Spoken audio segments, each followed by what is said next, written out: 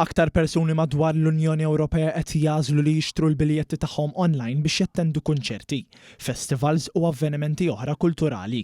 Dan ħareġ minn ċifri tal-Eurostat l-Uffiċċju tal-Istatistika tal-Unjoni Ewropea fejn ħareġ li aktar minn 30% tal-Maltin qegħdin jixtru biljetti online għal kunċerti.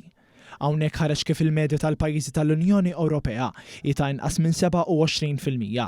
B'dan ifisser li l-Maltin is-sena l-oħra xtraw aktar biljetti online għal kunċerti u avvenimenti kulturali. Minn dawn iċ-ċifri ħareġ ukoll li żdiedu ċ-ċittadini Maltin li xtraw biljetti online għal kunċerti f'perjodu ta' sena.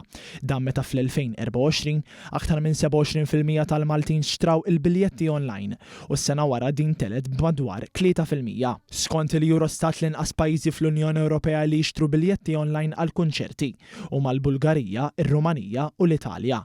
B'dawn kollha s-sena l-oħra kienu taħt ir-rata ta' 15%.